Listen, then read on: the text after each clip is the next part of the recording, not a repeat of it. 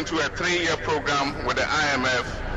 It will be the last time we'll have to go to the IMF again for any such program. This is why we got into the IMF. You were spending too much relative to revenues, which is true. You were borrowing too much, which is true. Your external payments position has deteriorated, which is true.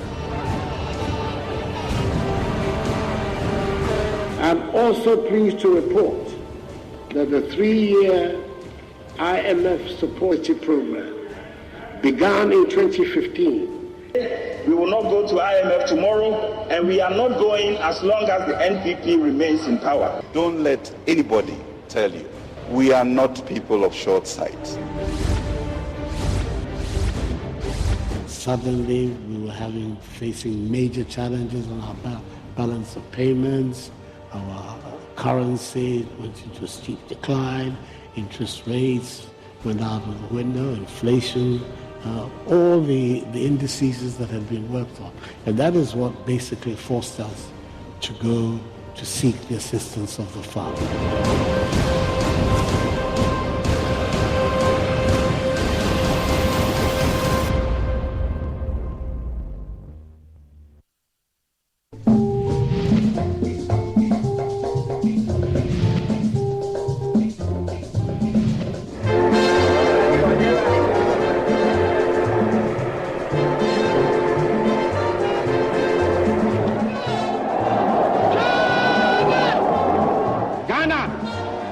Your beloved country is free forever.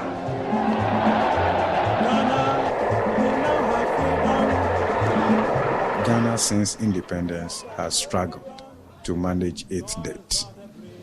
And it has been one constant feature in almost all our engagement with the IMF and development partners. Our struggle to manage our debt has been a bane on this country and has fueled macroeconomic instability over the years. So you'll find that right from 1965, when Ghana first approached the IMF under the watch of Dr. Kwame Nkrumah, one of the reasons we cited was debt unsustainability or ballooning public debt. Even though that program was rejected after it was approved by the fund, it wasn't long and Nkrumah's government was overthrown. And so one major economic decision that Ghana took right after the overthrow of Dr. Kwame Nkrumah in 1966 was to approach the IMF. And one of the reasons that we listed was debt unsustainability or balloon public debt.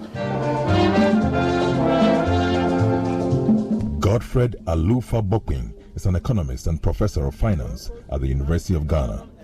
Professor Bokwin traces the problem of Ghana's indebtedness to the independence era. Even after HIPIC, which we completed in 2004, and then the Multilateral Debt Relief Initiative, which we finished in 2006, Ghana's debt to GDP ratio came down to less than 30%. That meant we had fiscal space, okay, and really we did not, and this is evident, we did not make prudent use of that fiscal space that was conferred on the state as a result of the combined HIPIC MDR initiative. So we thought that we could borrow our way through debt, and here we are today as though we needed another HIPIC like yesterday. Ghana, we now have freedom. Since independence, a year has never gone by without Ghana's public debt burden generating news headlines. The public debt has reached a little over 112 billion cedis as of September this year. The total debt of Ghana is nearing some 200 billion Ghana cedis. Ghana has added 10.7 billion Ghana cedis to its public debt stock in just 4 months.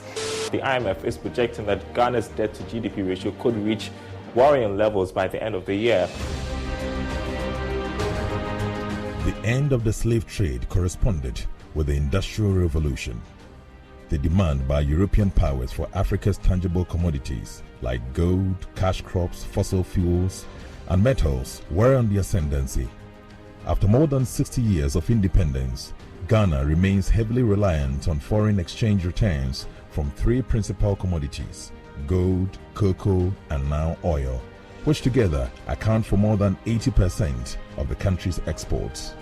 Historically, Ghana has enjoyed a lot of debt cancellations and technical defaults, including the famous Yentia policy announced by Champon in 1972. The problem is that historically, we always hit a roadblock where we just have to go and beg our creditors to forgive us. We've not been able to figure that out, where we borrow money, we attract more capital, we transform the nature of our economy by building the right factories, the right schools, the right hospitals. Our people become much more productive. They start to produce a lot locally. We have a lot more money. We stop having to borrow so much. And then we are suddenly in alignment with our commitments to our creditors, for instance. The historical evidence is that we always struggle with that goal. And we've been trying for many years. So after Osadefo borrowed quite a bit to build all these factories and to create an industrialization plan for the country and execute on that plan, you find that by the time he was overthrown, the country was so indebted that we literally could not pay our debts. And the first thing that happened was that the military rulers in 1967 then went for an IMF program, which you saw. But that IMF program was supposed to be extended. They were supposed to get a bit more money and do more reforms. So if you look there, you see that 1966, right after the overthrow, we get a standby arrangement, meaning that we just told them, oh, we're just having some sudden shocks. So can you just give us some money to figure it through? So all throughout that period, we could never agree with the fund, the IMF, a real program of reform, a structural reform program.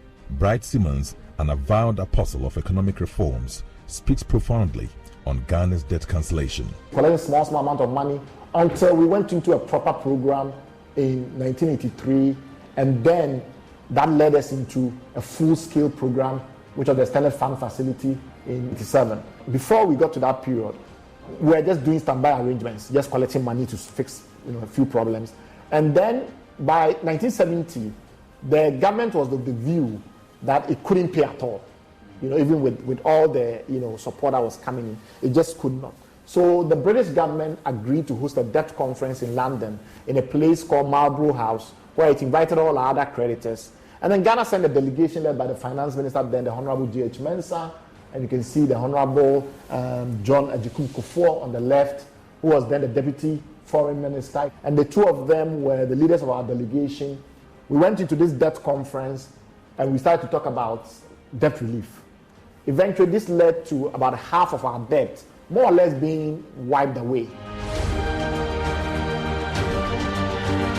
The 1974 situation, which followed this one, because remember that in 1972, that government was then overthrown, and military government came, and the famous Yentia was then announced by the government, which was a unilateral. So this government, the government before, had done a multilateral mechanism, or had embarked upon a multilateral mechanism to get relief on debt.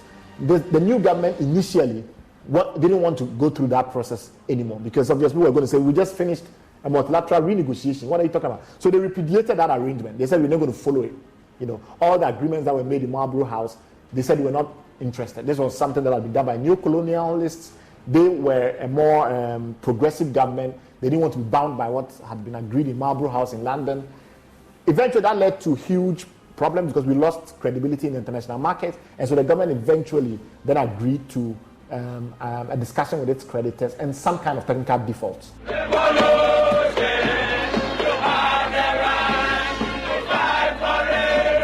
Ghana's economy is fragile.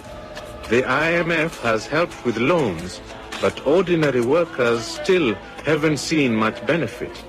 Political stability remains elusive, and Rawlings' own position is far from secure.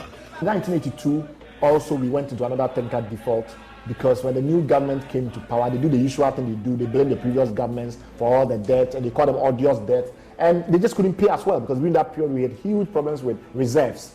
And then the drought had happened, or the drought was just about to happen. Then we had people kicked out from Nigeria. So we had a lot of financial difficulties in the period. And in 1982, we went into another default situation. were described as not credit-worthy. No creditors will continue to give us credit lines to run the business of government for the nation. And since we had only 4 years to prove that we could govern, we might be worse off than what we inherited. So we decided to go the HIPIC way, and it worked. Ghana was the second biggest beneficiary of debt relief, literally in the world, though this is a list of African countries. In terms of the proportion of your GDP, and that's a proportion of how much debt that was forgiven, Ghana was number 2 on the list of African countries at least. So you see that we have huge benefits from HIPIC. More than $6 billion of money was freed up for us. Ghana's dependence on commodity exports never ended, and as prices surged, this generated more willingness for lenders to give loans off the back of a growing economy. As part of a worldwide boom in primary commodity prices, significantly impacted by Chinese growth and demand, on top of sustained increased consumption in rich North American, European, and Asian economies, gold and cocoa prices started to rise in the mid-2000s. Ghana discovered oil, and by 2011, the country had started producing and exporting its first barrels of crude oil. I do not want Ghanaians to think that the oil discovery is the end of everything. That is the end of the journey. If anything, it's the beginning of the journey. We want to make sure that we derive the maximum benefit from the oil, but that should not take away attention from the other very important areas, agriculture. No nation can flourish without a strong agricultural base. What kind of growth are you looking for 2011 for Ghana? Well, anything in the teens should be okay for us, 14%, 15%. In January 2011, Ghana was set to become the fastest growing economy in sub-Saharan Africa, as projected by the World Bank, with an end-period growth rate of 13.4%. Indeed, Ghana ended 2011 with a growth rate of 14%, 0.6 percentage points higher than what was projected, after slowing down from 14% to 9.3% in 2012. The unexpected happened. The prices of gold and oil both slumped significantly in early 2013.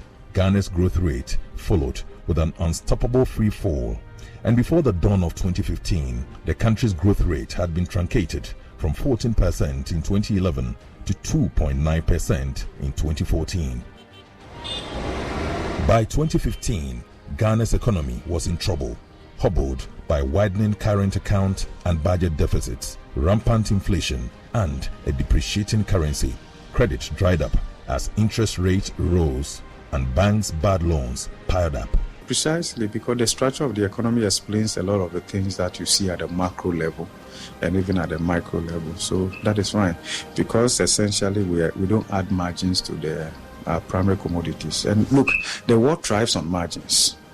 To the extent that you are not adding margins, you are not getting value, and therefore you don't command price in the market. Okay, the resilience of our economy is very susceptible to shocks, particularly from commodity crisis. And if you look at it since the 60s, the shocks that we have experienced, either coming from the commodity side, financial or whatever, it impacts us heavily because the structure of the economy it's just not there. And we've been talking about this for years. The borrowing became a vicious cycle, and Ghana couldn't escape the trap even after debt forgiveness. At the root of Ghana's woes was out-of-control government spending, largely to pay salaries of an overgrown civil service. After several considerations, Ghana was back to the IMF seeking a fresh bailout. This was our 16th. Sir Tepe was finance minister in 2015. He led the team to secure a $918 million loan facility, which was approved on April 3, 2015, after going through all negotiations. In our case, we were in a fund program. Which was in a fund program exited. Professor Maris went into a fund program. But remember, we also said that we came to the conclusion that we wanted to do homegrown policy. We wanted to see whether we could stand on our own feet. based on partially on what I said, fiscal discipline, but also utilizing part of the oil revenue to start to resolve some of the things we were not doing well. So you saw the stabilization fund, heritage fund, which is savings. You saw allocation to GMPC, to do exploration and others, innovative things, contingency fund, sinking fund, so that we stop that habit of borrowing and not paying. So the PRMA set up those structures, and they help. But then we suffered some crises. The global financial crisis was one, which was 2000, 2008, 2009, when Professor Mears, came in. And then we had the single spine challenges, and then the disruption in gas supply, from Nigeria, which gave us that word, Dumso. We think it's non-performance, but that was the cause. And then we waited 2-3 years, and it wasn't being resolved. So we decided to do the badges and the other things. But the most critical one was the heavy borrowing that was being done for single spine and the rest. So the fiscal became a bit shaky, right? But we were confident that we could do it homegrown. But by the time we went to Sinchi and looked at the policies and the rest, we realized, that it was going to be difficult. And then as, was the case, the development partners also decided that, they didn't think we could handle this problem ourselves, which is part of the markets also, where you borrow sovereign money and the rest. They look to the IMF, which is the lender of last resort. Not just that, but the IMF also, under the Article 4 of its protocol, which you signed to, whether you're in a fund program or not, they will come and inspect your books. Yeah. And they will tell it as it is. So once that was published, the markets began to wonder, whether, we could go it alone. And so we had to, despite having the homegrown policy, which we drew with the assistance of African Development Bank, we decided, to do the IMF program, the ECF. But we didn't, whilst we were doing that, we continued with our sinking fund and other policies, stabilization fund, some of which came in handy, during the COVID crisis. Whilst we were doing that, we continued with our sinking fund and other policies, stabilization fund, some of which came in handy, during the COVID crisis. Get Wache and Gary, and we'll manage to give you macaroni small. Businesses are really bleeding. Some of the business are intensive care. By the first quarter of 2022, inflation had crept from a single digit to 19.4%. In March, the cedi was on a free fall against the US greenback, and international reserves began dwindling. International rating agencies, including Fitch and Moody's, all dropped ratings on Ghana's creditworthiness. The nation was thrown out of the international capital market as foreign liquidity began to dry up, exposing the weakness in Ghana's economic fundamentals. The only option was for Ghana to turn to the IMF for a bailout package. Professor Bokpin sounded the alarm bells. He said going to the IMF was inescapable. I personally don't think that the IMF is a long-term solution to our problems. And the reason I say so is that we've been there 16, 17 times. Is that okay? And practically every 3 years and some few months, we've had to go to the IMF and all of that. But as we always say, what takes us to the IMF has to do with the fundamentals. And as we sit right now, everything points to that. The calls to register for an IMF bailout became intense. After seeing Article 4, after seeing the COVID report, Article 4 2019 and the COVID report, and seeing the fiscal gap which is there, that was when I expressed the view that maybe it's time for us to go, that's how far back, to go to the fund, because it's not just about COVID. But we got all the COVID money, as I said already, and we could have used it to make a correction. Because the COVID money we got for ECF was 913 or so, million US dollars. Here you're talking about 6 billion. Why was it not sufficient to do the correction? Something fundamentally wrong. Government's position was very simple. No IMF program. It has so much hope in using domestic means to turn the nation's economic fortunes around. We are not going to the IMF. Whatever we do, we are not. The consequences are there. We are a proud nation. We have the resources. We have the capacity. Don't let anybody tell you In the raging storm, Finance Minister Ken Ofori-Atta was insistent that government wouldn't subscribe to an IMF program. If because of political pride and the rest of them we don't want to go, that is a different thing altogether. It should not be our first resort. But we have not demonstrated that on our own we'll be able to impose a fiscal consolidation that would elicit the appropriate response from duty bearers, as perhaps we have seen in our relationship with the fund. If we could do that, why not?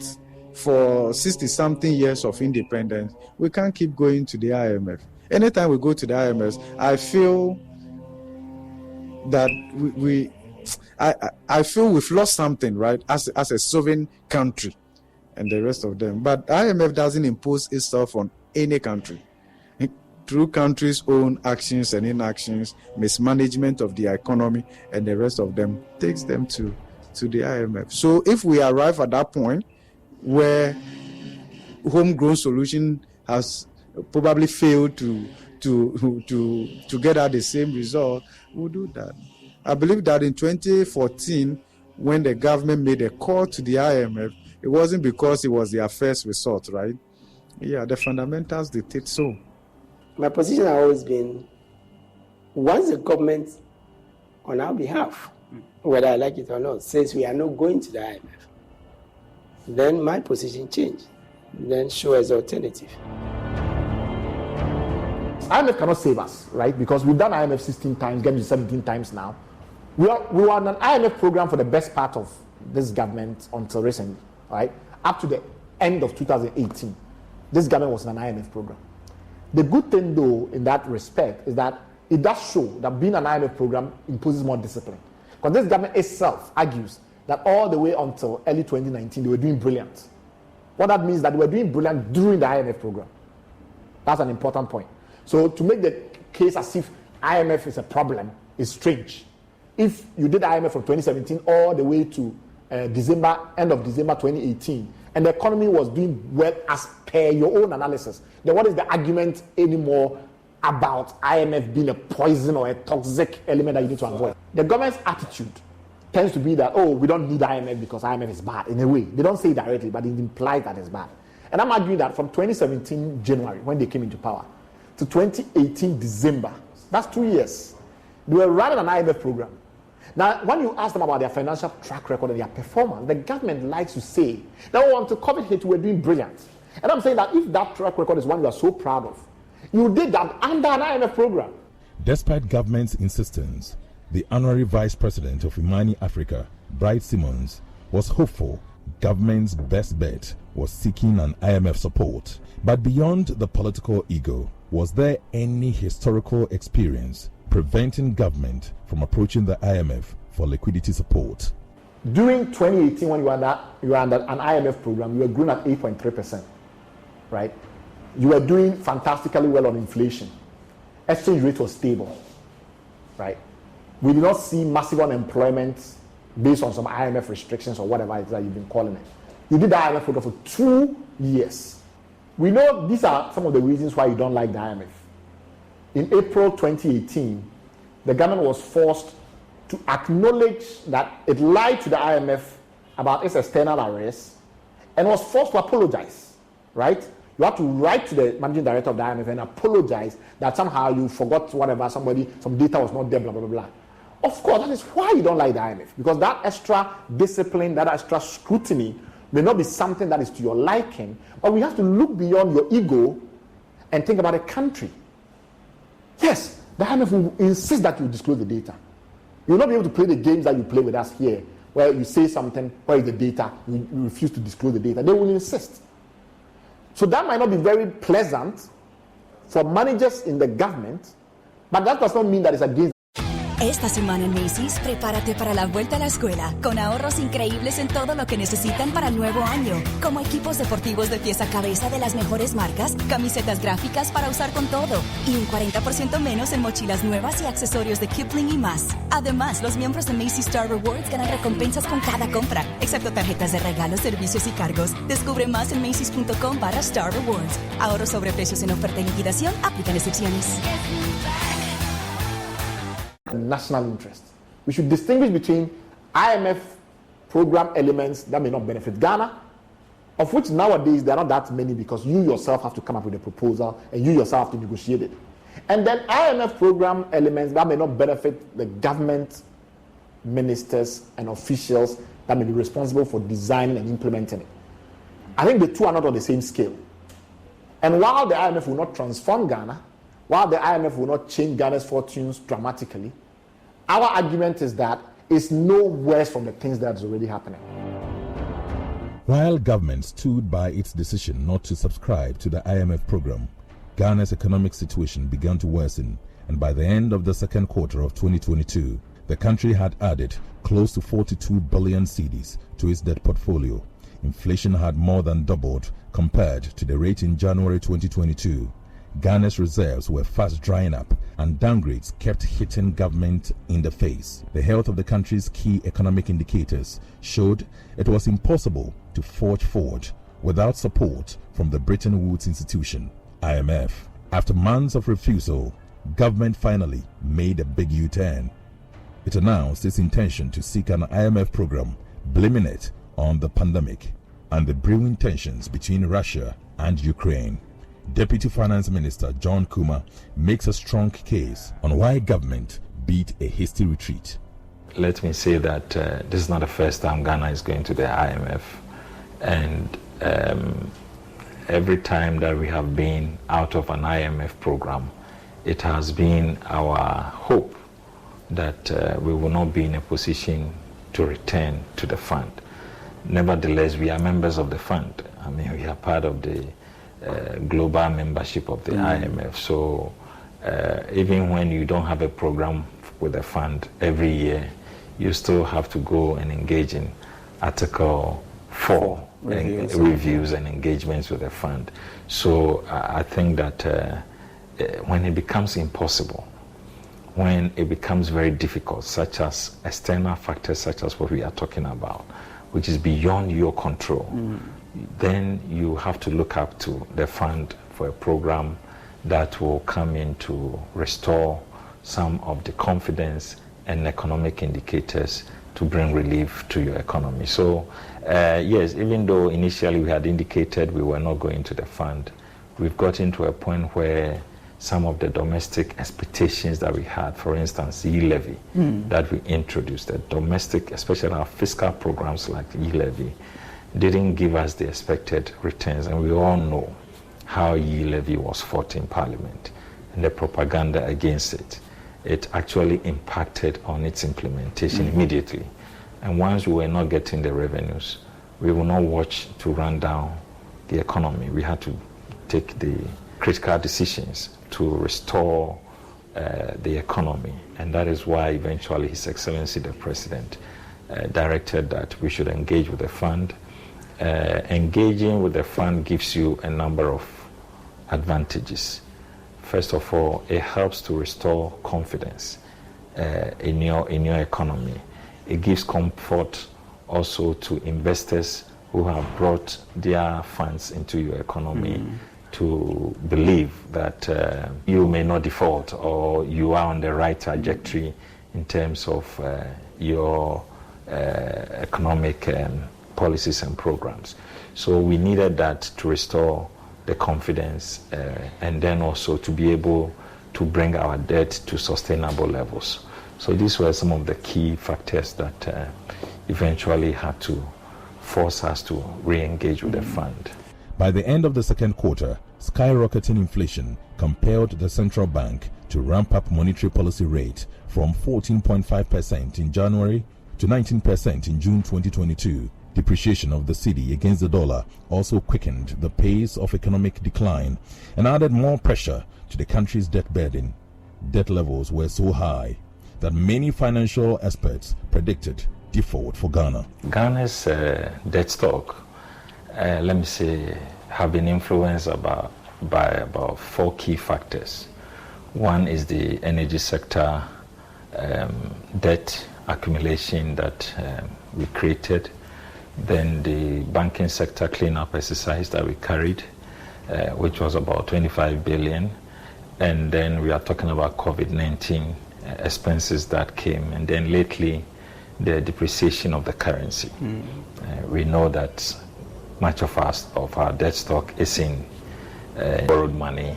The debt stock will show increases. But former Finance Minister Seth Terkper maintains government has no business blaming the economic mess on the COVID-19 pandemic. The point is that you can go and refer to the Article 4, 2019. There was a fiscal gap before COVID. Yeah. That's point number 1. So we're saying don't put everything on COVID. Come up clean. Secondly, the current government is the only government. Yes, COVID was severe, no question about it. Severer. But if you minimize somebody's crisis, you wouldn't prepare for the next crisis, which is why, as we sit here, we are not prepared for the next crisis, because the sinking fund, you saw it is down, will be down to 0. The stabilization fund is just a skeleton of itself. And during COVID, remember, we fell on part of the savings that we had made, right? To assist in COVID, right?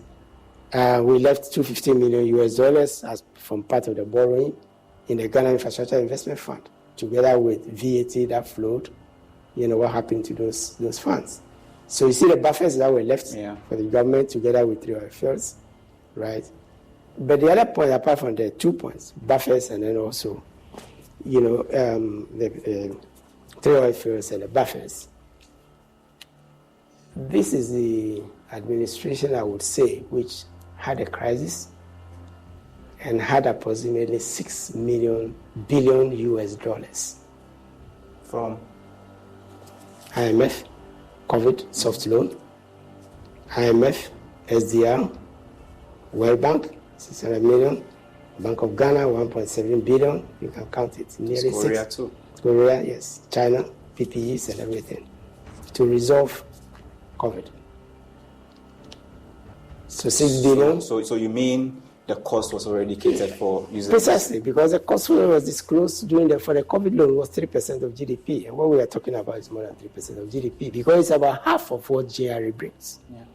And we just saw GRE brings in about, if you take it that it brings in 15%, percent of GDP, which is half of it. So it means you got about half of it to resolve COVID. So why continue blaming COVID? And how many African countries borrowed $1 billion for COVID? And how many African countries went into their own coffers to take $250 million? Now it's almost $400 million from the stabilization fund, which was bequeathed to tackle COVID. You see, so we are not belittling COVID. We are only saying a certain candidness is required. Should be more open. Yes, more open as to the causes. Because the main cause is expenditure. Expenditure is bloated, including some of the very ambitious things that we want to do for political reasons.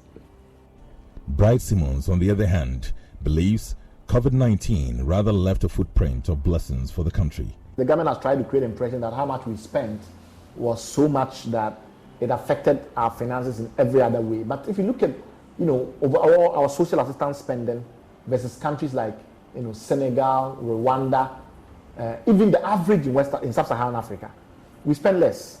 And then when you look at how we responded to COVID, like the free water, the free electricity and the rest, even that we are behind the likes of Kenya, Benin, Senegal and the rest. We are higher than the average in West Africa, but we are not the highest in emerging markets, and we are lower than several of our competitor economies who are doing less bad than we are. So we cannot really blame COVID. You look at how much more Senegal spent, for instance. If COVID spending was the issue, Senegal will have much more of a challenge. And then when you look at the impacts, how much of our economic growth was actually shaved off by COVID, you see that we are there. Look at us, we are top there. Look at our relative effects, 0.2% of it. Look at countries like Namibia, look at countries like Myanmar, Look at countries that had massive shrinking, like Mauritius and the rest that are like major tourist countries, In delivering the much-anticipated 2023 budget, Finance Minister Ken Ofori-Atta confirmed the obvious. He officially unmasked the nature of Ghana's debt portfolio. According to him, Ghana was at a high risk of debt distress, and the debt levels were unsustainable. Debt exchange program.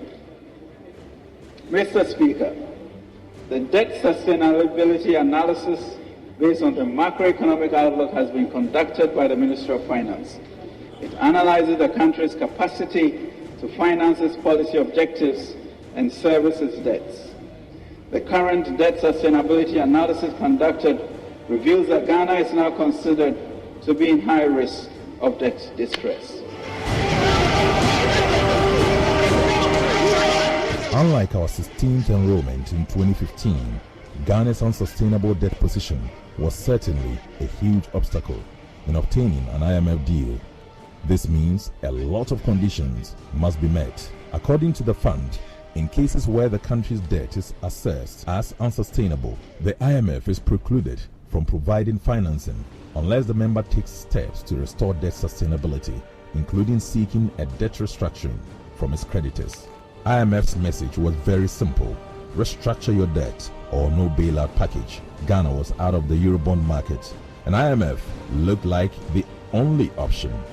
No more foreign grants, and at this point, debt restructuring looked inevitable.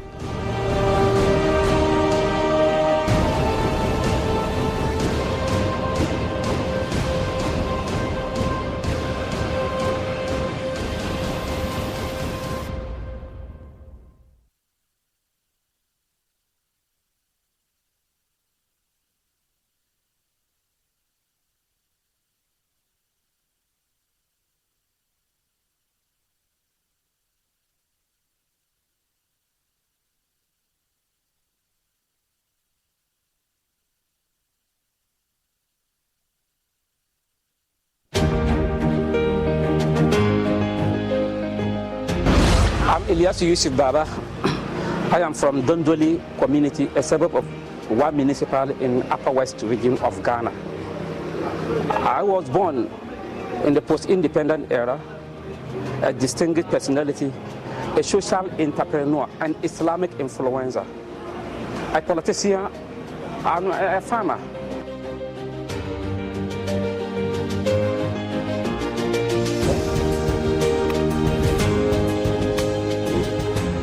A chunk of my life has been directed to helping the mental challenged people in Upper West region by way of, impacting their life, helping and assisting them, bathing them, feeding, clothing, and medicate them through regional psychiatric units.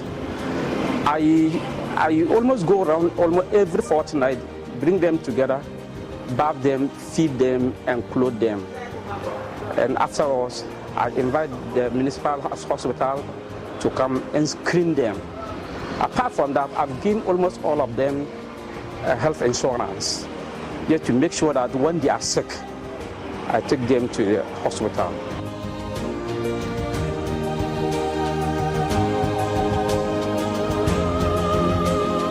My motivation is whenever I ask myself the purpose of my life. That motivated me more to go into this, because I ask myself, what am I here for? Apart from service to God, what is the other thing that I can do to impact somebody's life? When I ask myself such a question, it gives me more hope to go into such a venture. We have been doing this for almost 17 years. We started as a volunteer group in 2007 and had our formal and legal registration as an NGO in 2010. There are more than 200, 300 people, as you know, because they are not stable. People used to come and go, but at least as we are speaking now, in one municipal alone, we had about 47 people, 47 registered people, but those people who pass through Bahas Foundation are more than 200 people.